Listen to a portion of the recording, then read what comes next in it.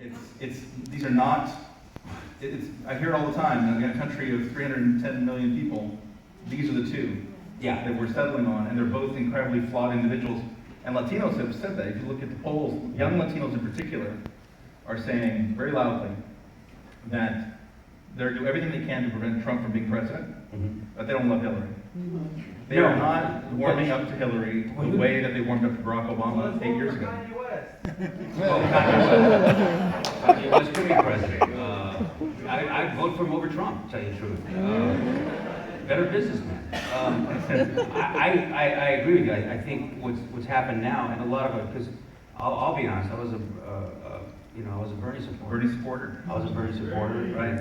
Yeah, I'm Bernie's supporter. What can I say? Luckily, that was a fair election, right? Yeah, unfortunately, believe me, I was at the DNC. I got to be invited because of Bernie people to go to the DNC, and it was hard. Because to tell you the truth, we all knew what was going to happen when Hillary got it. Because it was one of that sort of thing of going, gosh, if Bernie had been more involved, if something had happened, it would have made a much more balanced ticket.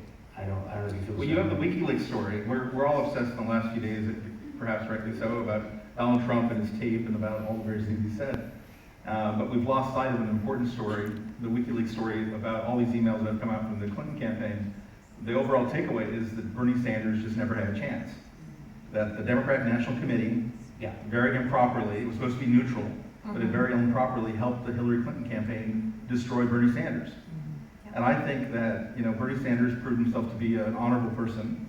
And I think he deserved better than he got. But you don't go up against the Clintons and expect a fair deal, and he certainly didn't get a fair deal. No, but if I could interject real quickly, even though I was also a Bernie supporter, in terms of, I don't think that he went into the campaign saying like he's going to go through all the way. I think he was, much like Trump, supposed to be a startling, just a different type of candidate.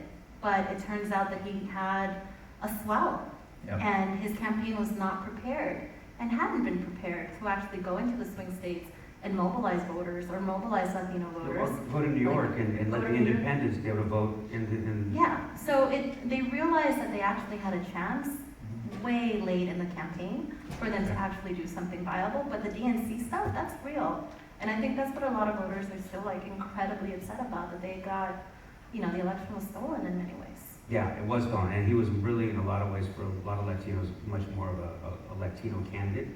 He was talking about wealth inequities and problems with that. He was also talking about the future a lot. And I think for all of us, we have the choice to make now. I guarantee you where I'm voting. I know it's not going to be for Trump. I'm going to publicly say that today. We do something controversial. I'm not voting for Trump. I don't know about you guys. It's very controversial. Yeah, very controversial. But I wonder that both parties, have they been more about the party and less about America? Is that what's happened to us? Because that's kind of what I'm seeing.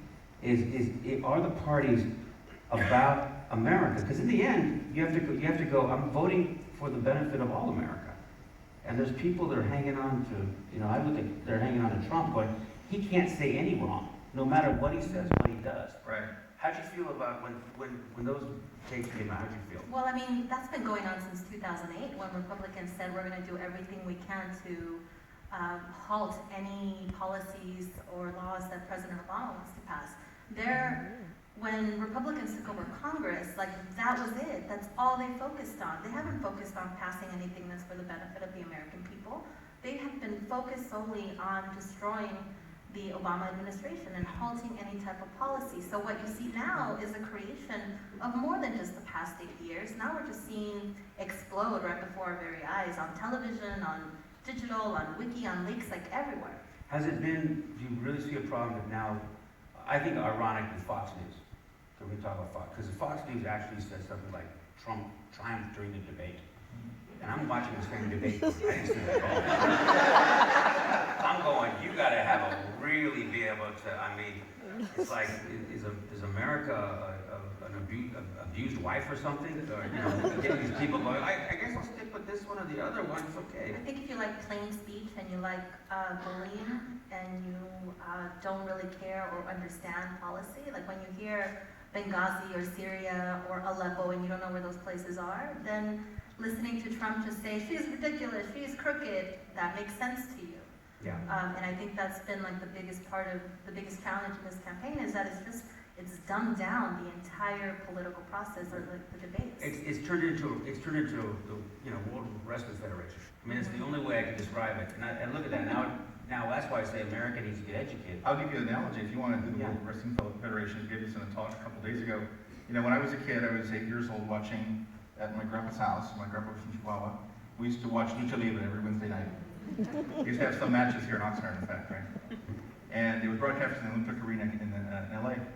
And they used to have this stunt where they would have one of the wrestlers come in and they like pretend to be a referee. And the wrestler who was disguised as a referee, posing as a referee, would sort of, try to help one of the other wrestlers pin the other guy, right? And that's kind of the role that typically the media has played in this country with regard to liberal Democrats. We have played a role, we help liberal Democrats defeat conservative Republicans. That's what we do. But in this case, this year, we've taken on a different role.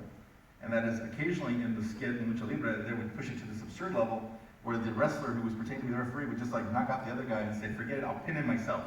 Okay? And the referee in the shirt would get pinning the other guy, right? That's what we are. So every day I pick up the paper, I see for the first time in the 100-year history of this newspaper, we're going to come out and say that we're against Donald Trump. And the media has lined up to destroy Donald Trump. But don't you think they have a reason to? I mean, that's the I'm thing. not concerned with Donald Trump, but I am concerned about what's happening to journalism. Well, but at the That's same not the time, role, that's not what I signed on for 25 years ago. but you sign on for journalism, and what I love about you is you will actually put in your Facebook feed, on your Facebook Yeah. friends, when people send you a letter to calling you the worst things in the Which world. is all the time. All the time, all the time. And Right, left, and center. Yeah, and that's something I could not do. I do not have the ego for that. I would be in a corner, in a fetal position, and someone writes something bad about it. I'm so, what? You don't like me? I'm so sorry. Ruben puts it on his wall. He just plasters them all. I am single-handedly bringing together white people, black people, and Latinos who don't like me. Yeah. Bringing everyone together. You And can, the Asians like me, so that's good. yeah, they have one group, I tell you, always. But